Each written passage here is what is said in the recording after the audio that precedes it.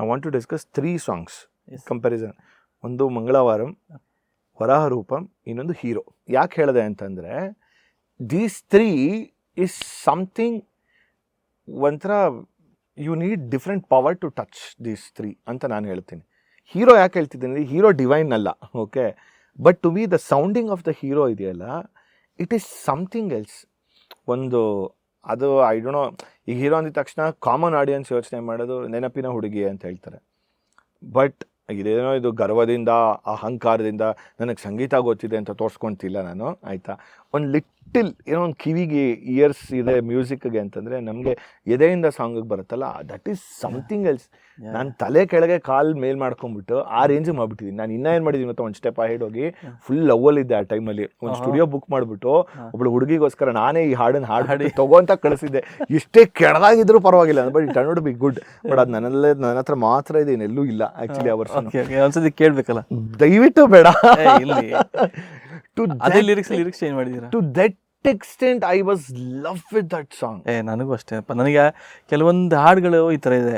ನಮ್ಮ ಉಳಿದವ್ರ ಕಂಡಂತಲೇ ಮಳೆ ಮರೆತು ತಾನಾಗಿ ಹಾಡು, ನನಗೆ ಆ ಹಾಡು ಮತ್ತು ಎದೆಯಿಂದ ದೂರವಾಗಿ ಇನ್ ಹೀರೋ, ಈ 2 ಹಾಡುಗಳು ಯಾಕೆ ಅಷ್ಟೊಂದು ರಿಸೀವ್ ಮಾಡಲಿಲ್ವಲ್ಲ ಜನರು ಅನ್ನೋದು ಇವತ್ತು ನನಗೆ ಕಾಡ್ತಾ ಇದೆ.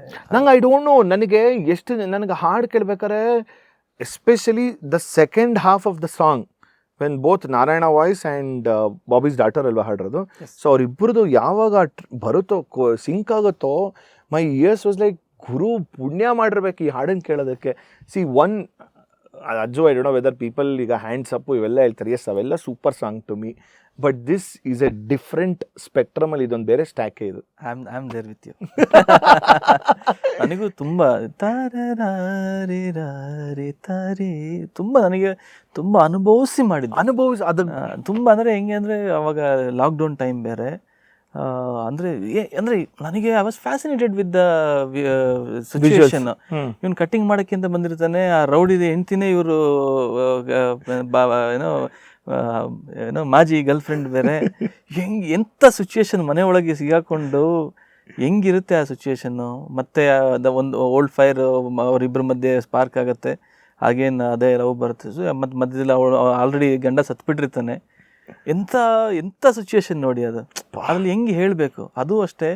ನೆನಪಿನ ಹುಡುಗಿ ಚರಣನೂ ಅಷ್ಟೇ. ನಾನು ತುಂಬ ವಿದಾಯವೇ ಉಲ್ಲಾಸವು, ವಿಷಾದವೆಂಬುದೀಗ ಸಂತೋಷವು, ಎಷ್ಟೆಂದರೇನು ನಿನ್ನನಲ್ಲ ನಾನು, ಏಕಾಂಗಿಯ ನಾತಿ ನೀನು. ನಂಗೆ ನಾನು ಹೀರೋ ಎಲ್ಲ ಸಖತ್ ಎಂಜಾಯ್ ಮಾಡಿದ್ದು ನಾವು. ಅಂದರೆ ಒಂದು 5-6 ತಿಂಗಳು ಏನೂ ಕೆಲಸ ಮಾಡಿರಲಿಲ್ಲ ಬಿಕಾಸ್ ಆಫ್ ದ ಲಾಕ್ಡೌನ್.